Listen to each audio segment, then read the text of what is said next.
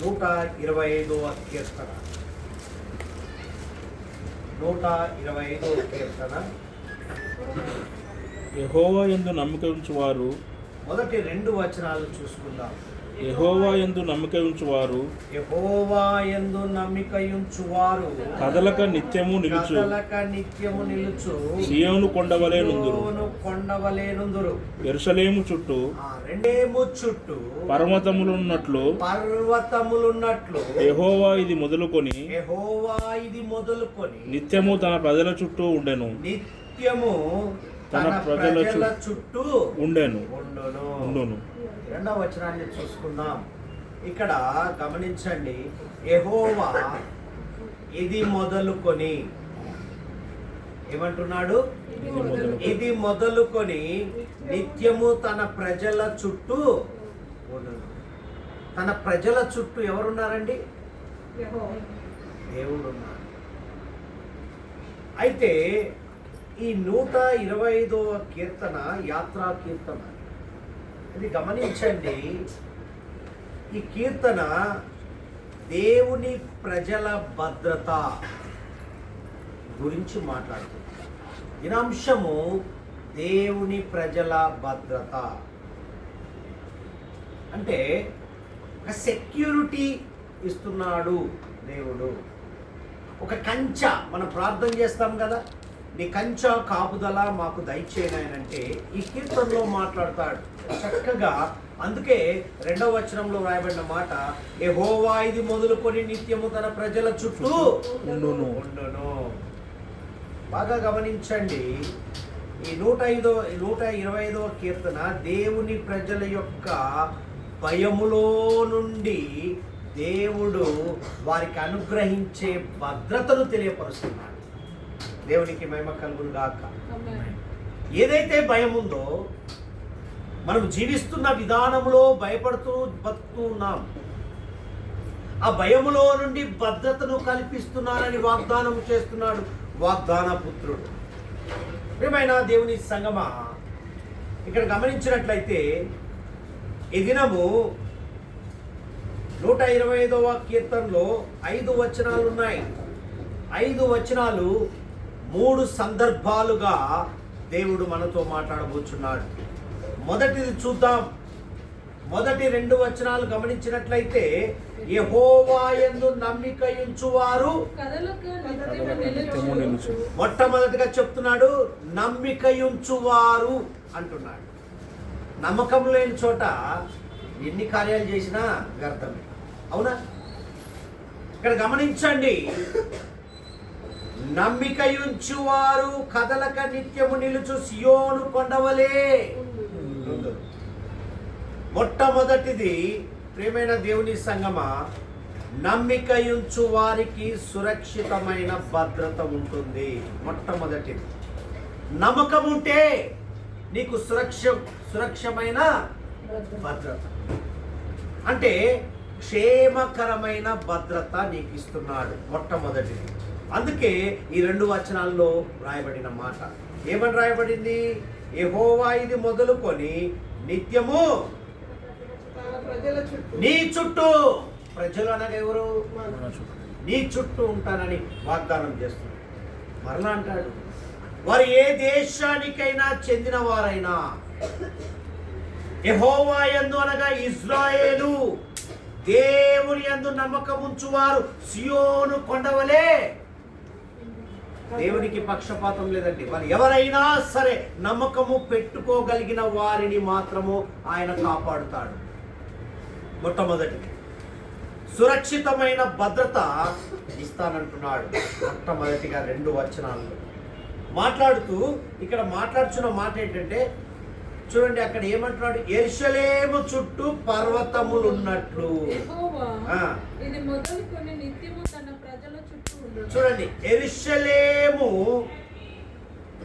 పర్వతాల చుట్టూ ముట్టినట్లుగా దేవుడు చెప్తున్నాడు.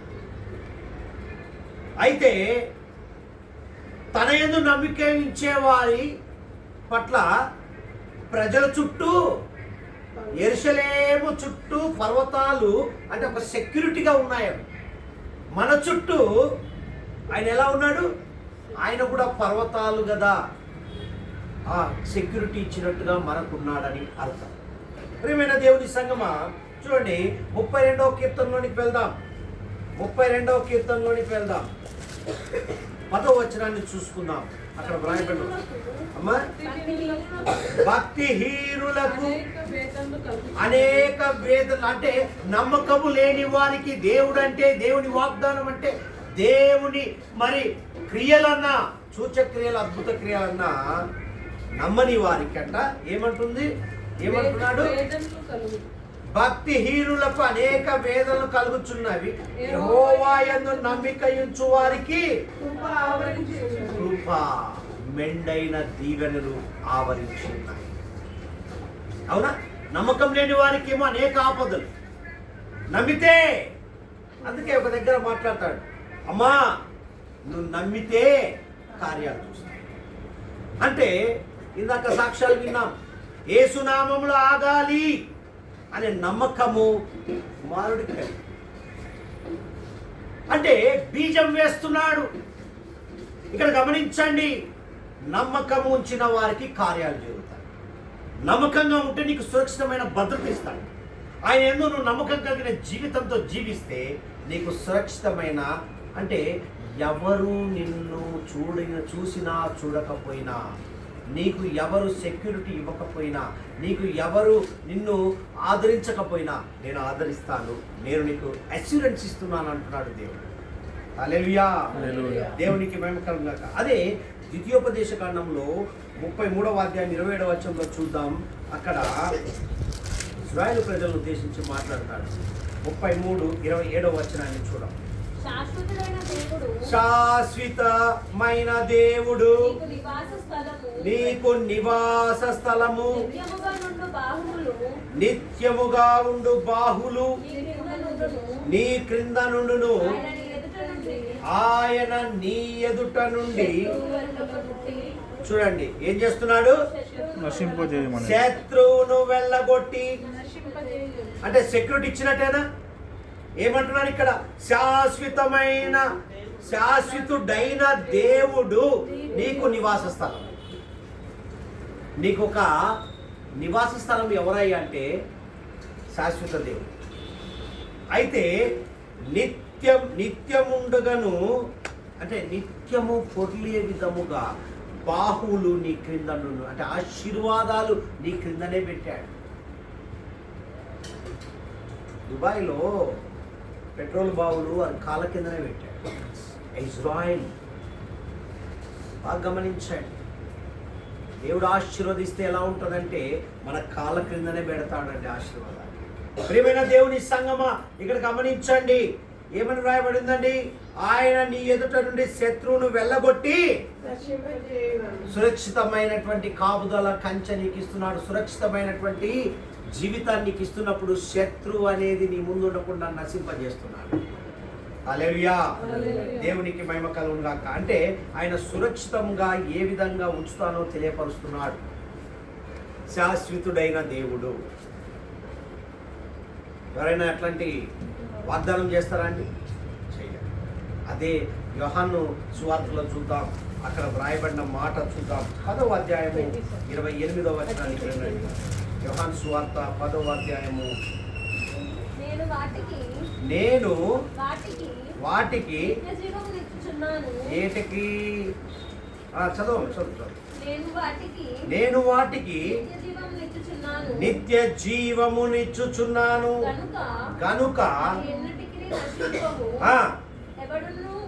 ఎవడును వాటిని నా చేతుల నుండి ఎవరు. చూడండి 27వ వచనంలో, నా గొర్రెలు నా స్వరము వినును, నేను వాటిని ఎరుగుదును, అవి నన్ను. అంటే నమ్మకము కలిగిన మనము ఆయన వెంబడిస్తున్నామనే విశ్వాసంతో నువ్వు ముందుకు వెళితే ఆయన స్వరాన్ని వింటావు. దేవుడు కూడా నా స్వరము వింటున్నారని చెప్పి, నా కుమార్తెలు కుమారులు నా సొత్తైన ప్రజలు నా మాట వింటున్నారు అని దేవుడు నిన్ను సురక్షితమైన భద్రత కల్పించడానికి మరి శాశ్వత దేవుడు సిద్ధంగా ఉన్నాడు. అందుకే ఇక్కడ మాట్లాడుతున్నాడు. ఏమంటున్నాడంటే, నా గొర్రెలు నా స్వరము వినును, నేను వాటిని ఎరుగుదును, అవి నన్ను వెంబడించును, నేను వాటికి నిత్య జీవము నిచ్చుచున్నాను గనుక అవి ఎన్నటికి నశింపవు, ఎవడును వాటిని నా చేతిలో నుండి. ఎందుకు? ఆయన యందు నమ్మకం ఉంచున్నావు కాబట్టి నిన్ను ఆయన చేతుల నుంచి ఎవరికి హక్కు లేదు. సురక్షితమైన భద్రత ఇచ్చాడు. కోడి తన పిల్లలను రెక్కల కింద కాచి కాపాడినట్టుగా ఆయన కాపుతాడు. సురక్షితమైన భద్రత అంటే ఏంటండి?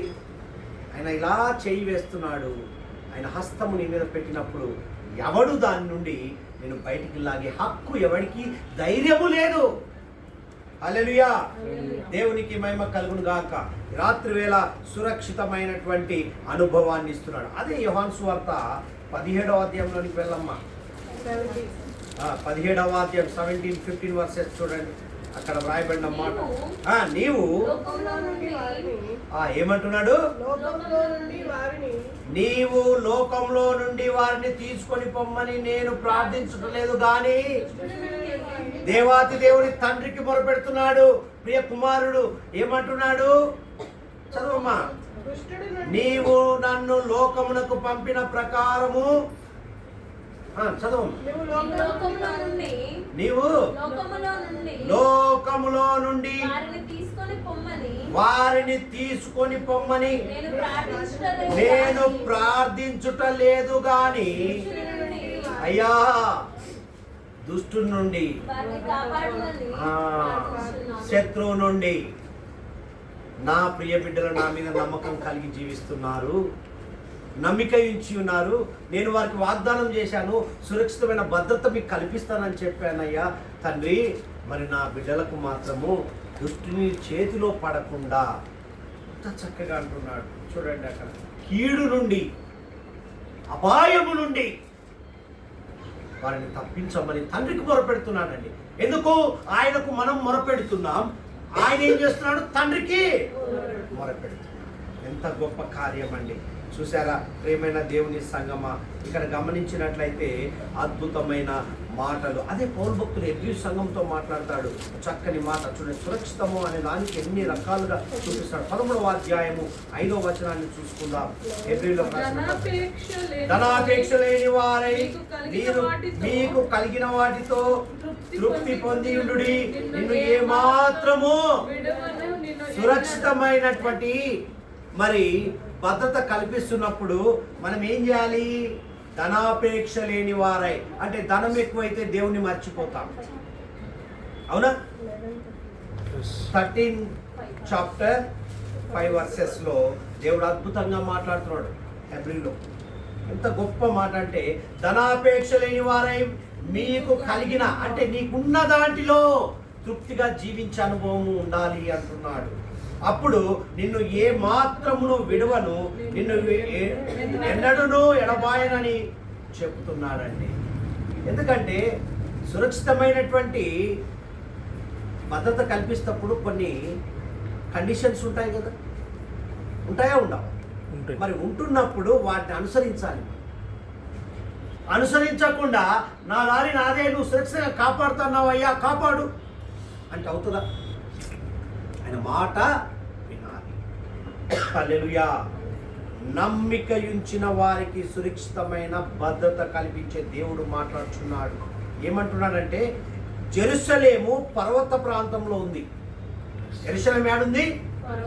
పర్వతం చుట్టూ మధ్యలో యెరూషలేము ఉంది. దాని చుట్టూ కొండలున్నాయి.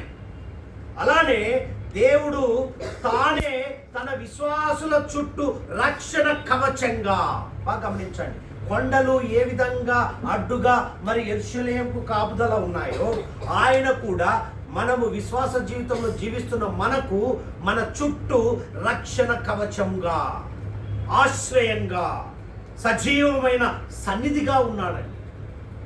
ఎలా ఉన్నాడు? రక్షణ కవచం ఇస్తున్నాడు, ఆశ్రయంగా ఇస్తున్నాడు, మరలా సజీవమైన సన్నిధిగా ఉన్నాడు. వారిని ఎన్నడూ విడిచిపెట్టను అంటున్నాడు. హల్లెలూయా. మరి ఇంతకంటే సురక్షితమైన భద్రత మనకు ఎవరైనా ఇస్తారండి?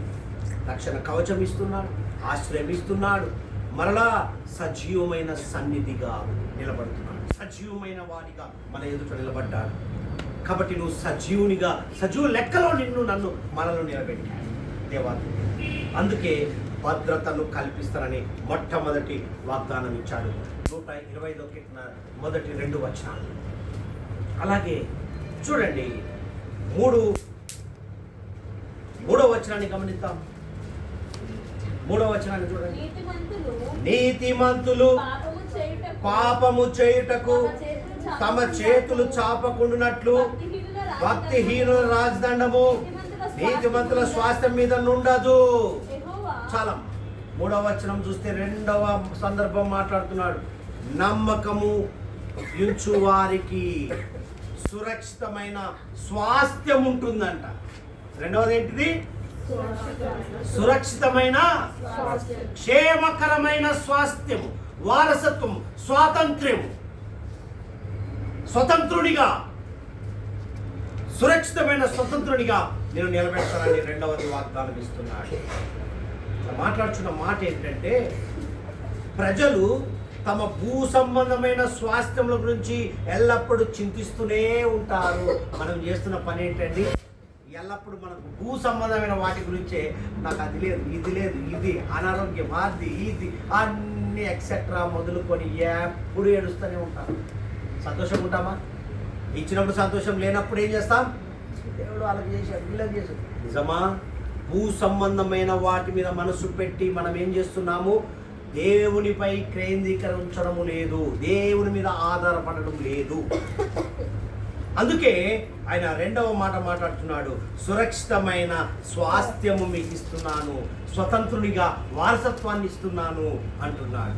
అందుకే భూ సంబంధమైన స్వాస్థ్యముల గురించి ఎల్లప్పుడూ చింతించకండి అని చెబుతూ, కానీ మనం చెప్తున్న మాట ఏంటంటే, నేను మరి పరలోక స్వాస్థ్యాన్ని మీకు ఇస్తున్నానంట.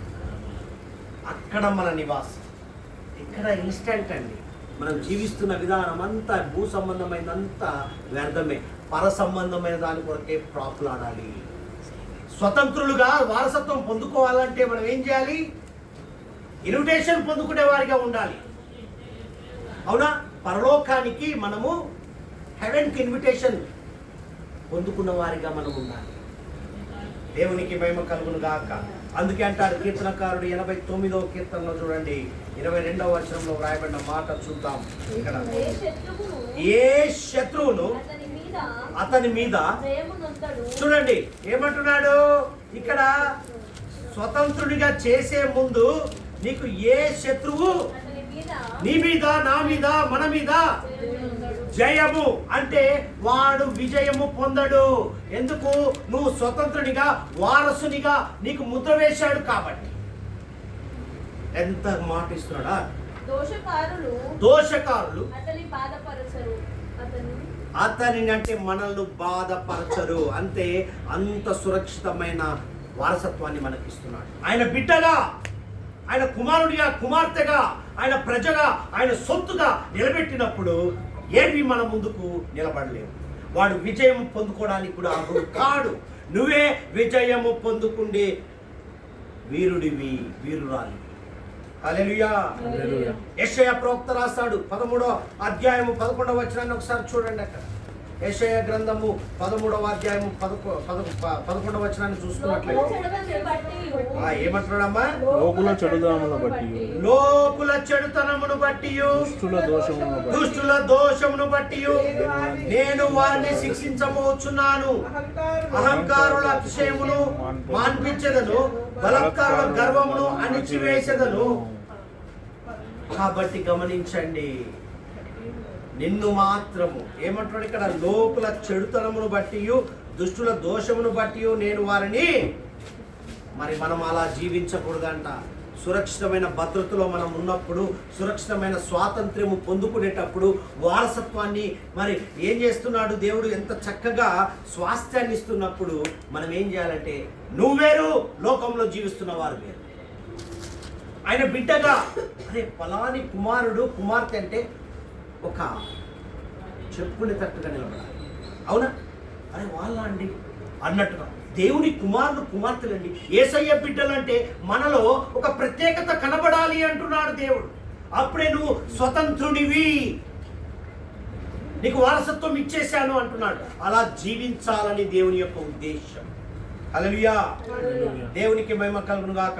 పర సంబంధమైన పరలోక స్వాస్థ్యము పొందుకోవాలంటే ఆయన చెప్పినట్టుగా నీతిని అనుసరించి సమాధానం కలిగి సంతోషం కలిగి నిన్ను వల్లే నీ పొరుగువాన్ని ప్రేమించి ఏం చేయాలి?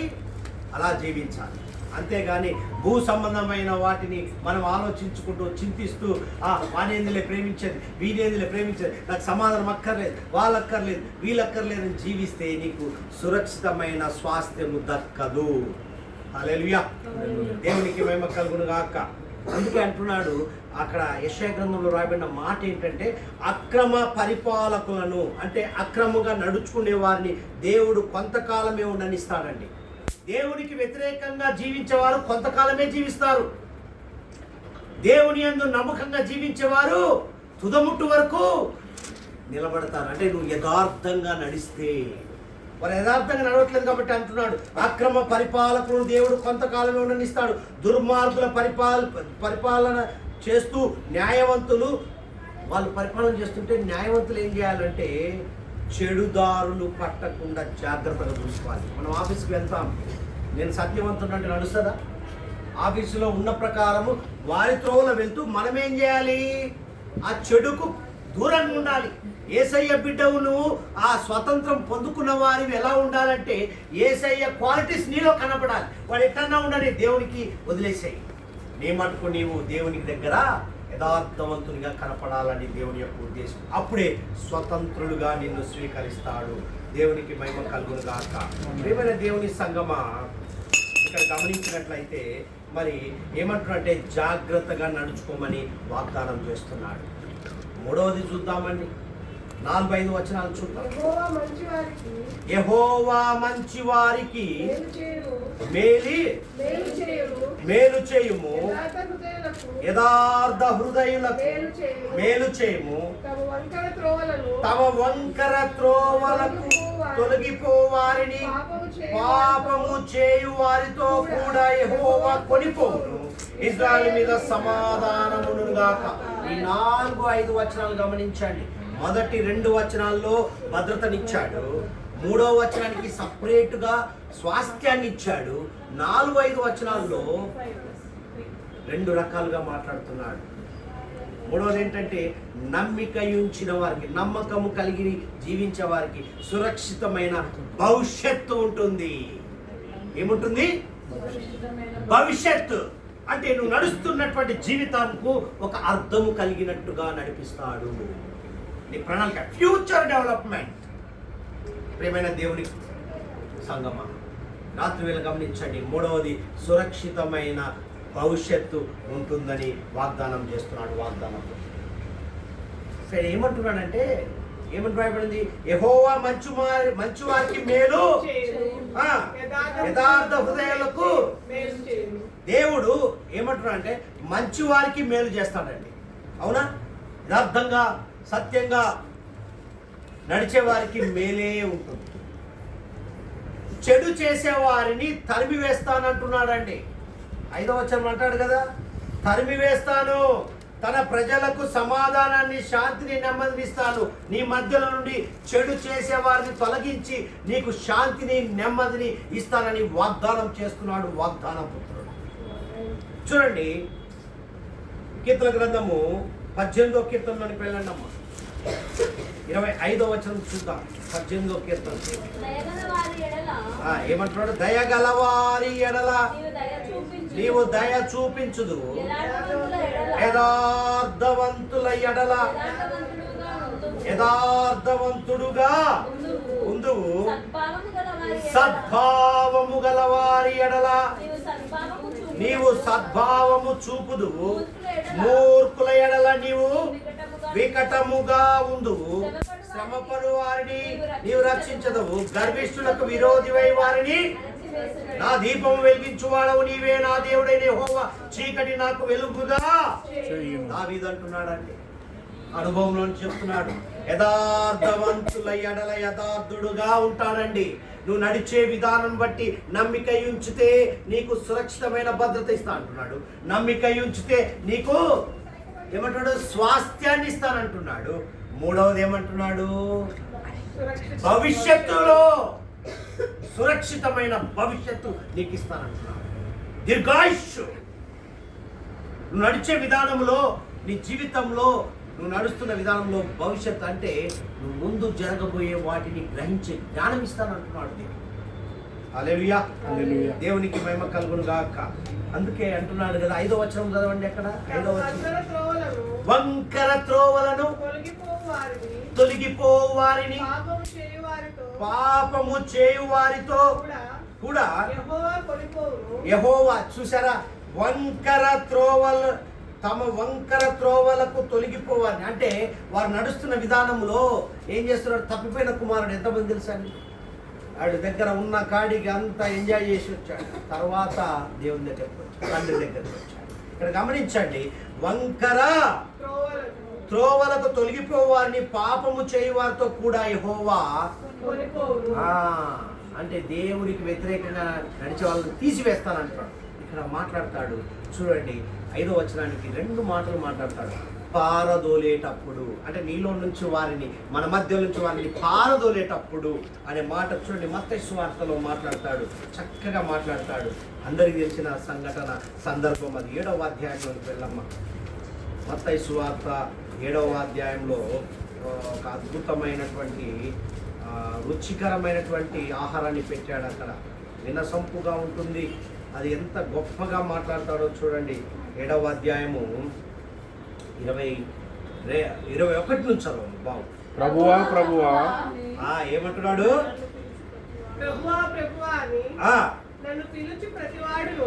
ప్రభువా ప్రభువా అని నన్ను పిలుచు ప్రతివాడు పరలోక రాజ్యంలో ప్రవేశింపడు గాని పరలోకమందున్న నా తండ్రి చిత్తము నెరవేర్చువాడే. ఆయన చిత్త ప్రకారము నడిచేవారు మాత్రమే ఇన్విటేషన్ వస్తుంది. చదువు.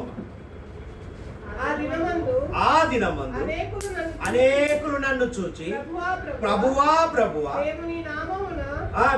మేము నీ నామమున ప్రవచింపలేదా, నీ నామమున దయ్యమును వెళ్ళగొట్టలేదా, నీ నామమున అనేకమైన అద్భుతములు చేయలేదా? అయ్యా మేము అది చేశాం, ఇది చేశామయ్యా, మేము మొరపెట్టామయ్యా, మేము పొద్దున వచ్చాం, రాత్రి వచ్చాం, మధ్యాహ్నం వచ్చామయ్యా, నీ సన్నిధానికి ప్రతిరోజు వచ్చాం, ప్రతి ఆదివారం వచ్చామయ్యా, నువ్వు చెప్పిన ఎల్ల చేశామయ్యా, నీ సేవకుడు చెప్పిందల్లా చేశామయ్యా. నథింగ్, అవన్నీ నాకు అక్కర్లేదు అంటున్నాడు దేవుడు. ఏమంటున్నాడు అక్కడ? ప్రభువా ప్రభువా. అందరూ నమ్ముతారు, నమ్మిక ఇచ్చినారు మాత్రమే సురక్షితమైన భద్రతలోనికి వెళ్తారు, సురక్షితమైన స్వాస్థ్యంలోనికి వెళ్తారు, సురక్షితమైన భవిష్యత్తు చూస్తారు. కాబట్టి ఇక్కడ మాట్లాడుచున్నాడు. ఎంత చక్కగా మాట్లాడాడో చూడండి. మరి ఈ గొప్ప మాట చూసినట్టయితే, ప్రభువా ప్రభువా అని నన్ను పిలుచు ప్రతివాడును పరలోక రాజ్యంలో ప్రవేశింపడు గాని పరలోకములో నా తండ్రి చిత్త ప్రకారం చేయువాడే. ఆ దినమందు అనేకులు నన్ను చూచి, ప్రభువా ప్రభువా మేము నీ నామమున ప్రవచింపలేదా, నీ నామమున దయ్యములు వెళ్ళగొట్టలేదా, నీ నామమున అనేకమైన అద్భుత కార్యములు చేయలేదని చెప్పుదురు. అప్పుడు నేను మిమ్మును ఎన్నడూ ఎరగను, అక్రమము చేయవాలారా. ఆయనతోనే ఉంటూ, ఆయనతోనే నడుస్తూ, ఆయనతోనే ఉంటూ అక్రమము చేసే వారిని వెళ్ళగొడుతున్నాడు. అందుకే వారి మాటను వినడు, వారి మొరను ఆలకించాడు. గొప్ప దేవుడు అండి. చూసారా, ఈ రాత్రి వేళ దేవుడు మాట్లాడుతున్న మాట ఎంత గొప్పగా. అదే 25వ అధ్యాయంలోనికి వెళ్ళాము. మత్తయి సువార్త 25వ అధ్యాయంలోనికి వెళ్ళు. ఎంత చక్కగా దేవుడు మాట్లాడుచున్నాడు. ఈ రాత్రి వేళ 11వ వచనాన్ని చూడమ్మా. అంతటా తలుపు వేయబడెను. అంతటా తలుపు వేయబడెను. ఆ తర్వాత తక్కిన కన్యకలు వచ్చి, అయ్యా బుద్ధి గల కన్యకలు, బుద్ధి లేని. 25వ వచనం మొదటి నుంచి చూస్తే అక్కడ వ్రాయబడి ఉంటుంది. వారు సిద్ధంగా ఉన్నారు, నిద్రపోయి వస్తే రానిలే, వచ్చినప్పుడు చూద్దాం, పిలిస్తే పిలవని, పిలిచినప్పుడు చూద్దాం.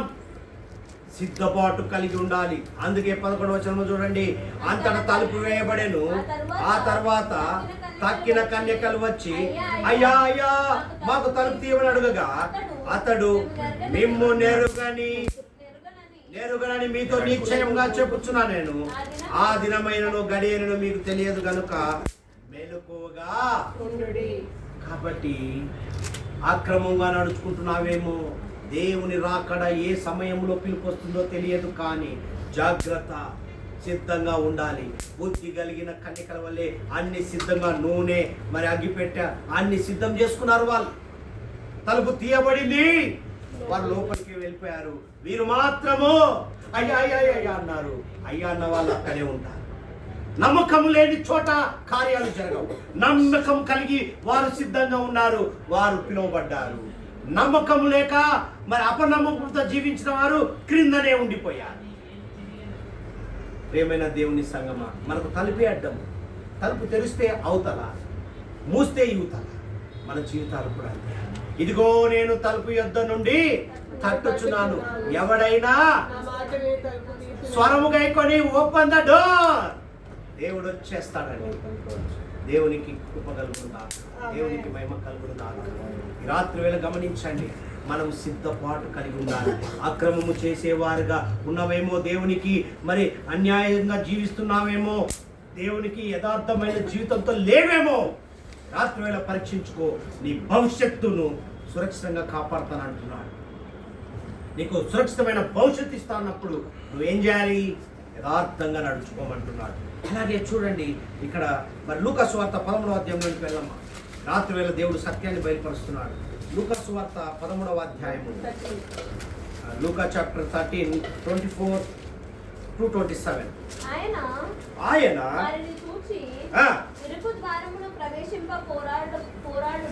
ఏమంటున్నాడు? ఆయన వారిని చూచి ఇరుకు ద్వారమున ప్రవేశింప పోరాడుడి. అనేకులు ప్రవేశింప జూతురు గాని వారి వలన కాదని ట్రై చేస్తారు. నమ్మకంగా అంటే వివిఐపి టికెట్స్, విఐపి ఆర్డినరీ. వివిఐపిలోకి పోవడానికి నీకు అర్హుడువా? కాదు. బ్యాంక్ అని ఇక్కడ కూడా అదే జరుగుతుందండి. ఎంత చక్కగా అంటాడో చూడండి. చదవమ్మా.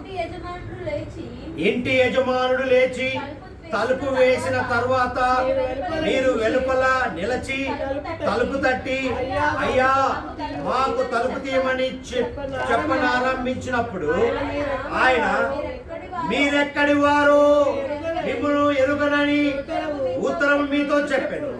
అందుకు మీరు మీ సముఖమందు మేము తిని త్రాగుతుంటిమే, నీవు మా వీధులలో బోధించుతివే అని చెప్పసాగుదు. అప్పుడు ఆయన మీరెక్కడి వారో మిమ్మల్ని ఎరుగనని మీతో చెప్పుచున్నాను, అక్రమము చేయు మీరందరూ నా యొద్ద నుండి తొలగిపోవుడని పారదోలేస్తున్నాడు.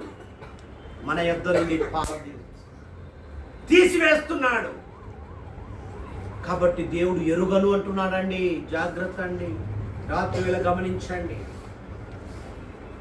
భవిష్యత్తు ఇచ్చేటప్పుడు, నీకు మంచి జీవితం ఇచ్చేటప్పుడు, మంచి ఉద్యోగం ఇచ్చేటప్పుడు, మంచి ప్రవర్తన కలిగి నడవడిక నడిచేటప్పుడు, దేవుడు నడిపించే విధానంలోనికి ఆఫీసులోకి వెళ్ళినప్పుడైనా మీరు ఇలా చేయాలి, ఇలా చేయాలి అని క్రమంగా చెప్తారు కదా. ఉద్యోగానికి వెళ్ళినప్పుడే కానీ, స్కూల్కి వెళ్ళినప్పుడే కానీ, కాలేజీలకు వెళ్ళినప్పుడే కానీ, ఇవన్నీ మనకు క్రమము పరిశుద్ధ గ్రంథం నుండే వచ్చినాయి. అందుకే దేవుడు చెప్తున్నాడు, నేను ఎవరో ఎరుగనంటున్నాడండి. మనం ఎప్పుడైతే భవిష్యత్తు మరి సురక్షితమైన భవిష్యత్తు పొందుకోవాలంటే మనలో ఉన్నటువంటి అది బయటికి రావాలి. ఏది? అయ్యా అయ్యా అయ్యా నువ్వు అప్పుడు వచ్చి నాకు చెప్పినావు అయ్యా, నేను గుర్తుపడతా అంటే నో నువ్వు ఎవరో నాకు తెలియదంట. నిత్యము ఆయనతో నడిచేవారు ఎలా ఉండాలంటే యథార్థమైన జీవితంతో అక్రమము చేయకుండా జీవించమంటున్నాడు. ఈ లోకంలో జీవిస్తున్న నీవు లోకంతో కాదు నడవాల్సింది. ఏం చేయాలి? లోకం వేరు, లోకంలో నడవాలి, కానీ లోకంతో కాదు, లోకాచారాలతో కాదు. లోకంలో నడుస్తున్నప్పుడు లోకంలో ఉన్న నువ్వు వేరు, వాళ్ళు వేరు. ఎందుకు? నువ్వు సొత్తైన ప్రజ, నువ్వు సురక్షితమైన భద్రతలో ఉన్నావు, సురక్షితమైన స్వాస్థ్యాన్ని పొందుకున్నావు, సురక్షితమైన భవిష్యత్తును అందుకుంటున్నావు. కాబట్టి నువ్వు అలా జీవించాలి అని దేవుని యొక్క ఉద్దేశం.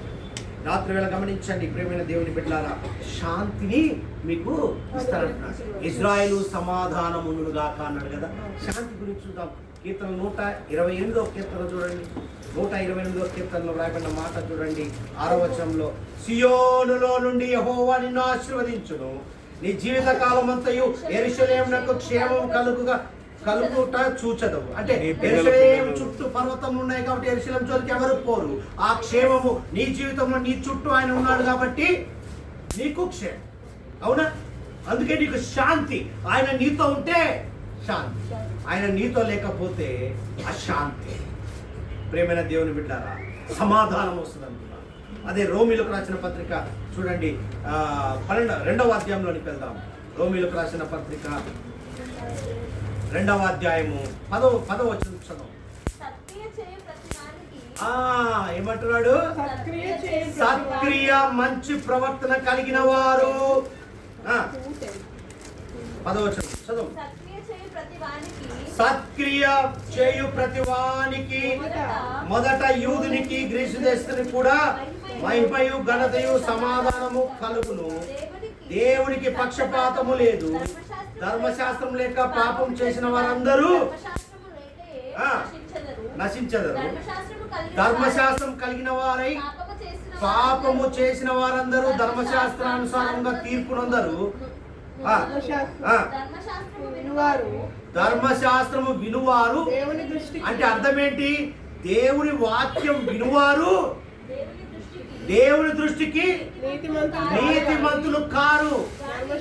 దాని ధర్మశాస్త్రమును అనుసరించుచు ప్రవర్తించేవారే.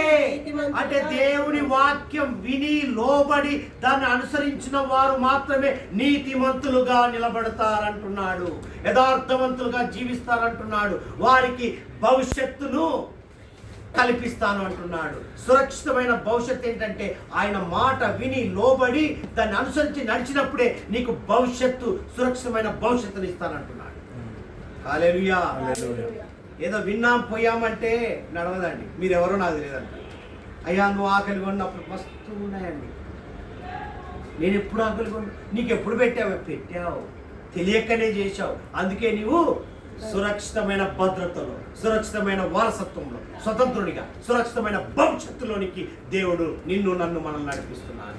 హల్లెలూయా. దేవునికి మహిమ కలుగును గాక. ఎఫెసీ సంఘంతో మాట్లాడుతున్నాడు. ఎఫెసీలకు రాసిన పత్రిక 2వ అధ్యాయంలోనికి వెళ్ళండి. చివరిగా దేవుడు మాట్లాడుతున్న విధానం 2వ అధ్యాయము 17 నుంచి చదువు. మరియు ఆయన వచ్చి దూరస్తులైన మీకును సమీపస్తులైన వారికి సమాధాన సువార్తను ప్రకటించెను. ఓ ఎఫెసీలో ఉన్న సంఘంలో ఉన్నటువంటి లోపాలు కలిగిన విశ్వాస వీరులారా అంటూ మనకు కూడా లోపాలు కలిగినటువంటి విశ్వాస జీవితం నడుస్తున్న మనకు భద్రతను ఇస్తున్నటువంటి స్వాస్థ్యం ఇస్తున్నటువంటి భవిష్యత్తును ఇస్తున్నటువంటి దేవుడు మాట్లాడుతున్నాడు.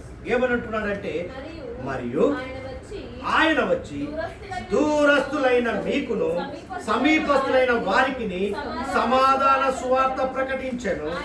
ఆయన ద్వారానే మనము ఉభయులము ఒక్క ఆత్మయందు తండ్రి సన్నిధికి చేరగలిగి ఉన్నాం. కాబట్టి మీరిక మీదట పరజనులను పరదేశులై ఉండక పరిశుద్ధులతో ఏక పట్టణస్థులను దేవుని ఇంటి వారునై. మనం ఎవరిమండి? ఆయన ఇంటి వారమై ఉన్నాం కాబట్టి ఆయన ఇంటిలో ఉన్నాడు. ఆయన ఇల్లు స్వతంత్రంగా వస్తాడు, స్వతంత్రంగా వెళ్ళిపోతాడు. ఆయన ఇంటి వారమై ఉన్నాం కాబట్టి మనకు శాంతి సమాధానాన్ని ఇస్తానంటున్నాడు. మన మధ్యలో నుంచి ఏం చేస్తున్నాడు? అక్రమంగా ఉండేవారిని మనకు దూరంగా పారదోలేస్తున్నాడు. పారదోలి నీకేం చేస్తున్నాడు? శాంతిని, సమాధానాన్ని, ప్రేమను అనుగ్రహిస్తున్నాడు. గొప్ప దేవుడు. ప్రేమైన దేవుని బిడ్డలారా, నమ్మిక ఉంచిన వారికి సురక్షితమైన భవిష్యత్తులో ఏమిస్తున్నాడో తెలుసా? ఆ భవిష్యత్తులో ఏమిస్తున్నాడు? నీ మధ్యలో అక్రమంగా నిన్ను దేవునికి దూరంగా ఉంచాలని ప్రయత్నిస్తున్న వారిని పారదోలేసి శాంతిని ఇస్తున్నాడు, సమాధానాన్ని ఇస్తున్నాడు, ప్రేమను ఇచ్చి భవిష్యత్తు జీవితంలోకి నడిపిస్తున్నాడు. గొప్ప దేవుడు. ప్రియమైన దేవుని సంగమ, ఈ రాత్రి వేళ గమనించండి. కాబట్టి ఆయన యందు నమ్మిక ఉంచితే మీకు, నాకు, మనకు సురక్షితమైన భద్రత కదా, కాపుదల ఉందా, స్వాస్థ్యము అంటే స్వతంత్రులుగా వారసత్వం పొందుకొని భవిష్యత్తులో మనం జీవిస్తున్న విధానములో మనతో అక్రమంగా నడిచే వారిని పారదోలేస్తున్నాడు. మనకు శాంతినిస్తున్నాడు, సమాధానం ఇస్తున్నాడు, ప్రేమనిస్తున్నాడు.